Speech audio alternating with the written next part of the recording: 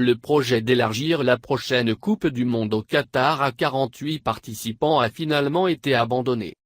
La Coupe du Monde 2022 au Qatar se jouera finalement à 32 équipes, et non dans une version élargie à 48 nations, a annoncé mercredi la FIFA, renonçant à son projet qui impliquait l'organisation de rencontres dans au moins un pays voisin de l'Émirat.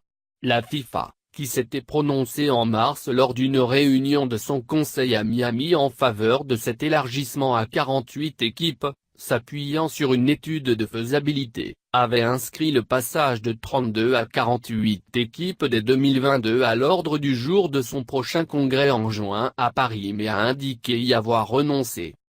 Le projet du président de la FIFA, Gianni Infantino, se heurtait à un obstacle géopolitique majeur avec le blocus imposé au Qatar par plusieurs pays voisins.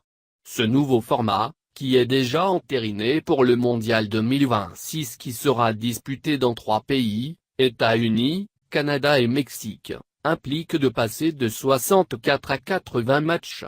Sa mise en place dès 2022 aurait nécessité qu'un pays voisin du Qatar, comme le Koweït ou Oman, accueille des matchs. La FIFA et le Qatar ont conjointement exploré toutes les possibilités pour accroître le nombre d'équipes de 32 à 48 en appliquant des pays voisins, explique le communiqué de la FIFA. À la suite d'un processus de consultation approfondi, il a été conclu que dans les circonstances actuelles une telle proposition ne pouvait être mise en œuvre. Un échec pour Infantino. La FIFA et le Qatar ont également étudié la possibilité pour le Qatar d'accueillir le tournoi à 48 équipes en abaissant notamment les exigences de la FIFA, ajoute l'instance.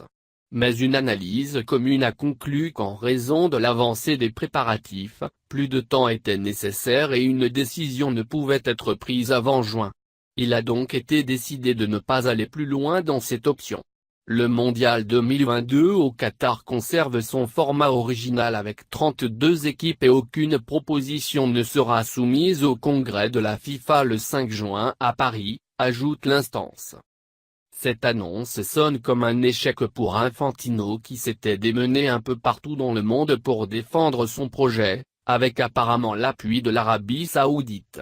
L'Italo-Suisse poursuit dans le même temps son projet de Coupe du Monde des clubs à 24 équipes dès 2021, que ne soutient toutefois pas l'UFA. À la tête de la FIFA depuis février 2016 où il a succédé à ses Blatter contraint à la démission en raison d'un vaste scandale de corruption, Infantino, unique candidat, est assuré d'être élu pour un nouveau mandat le 5 juin lors du congrès de la FIFA à Paris.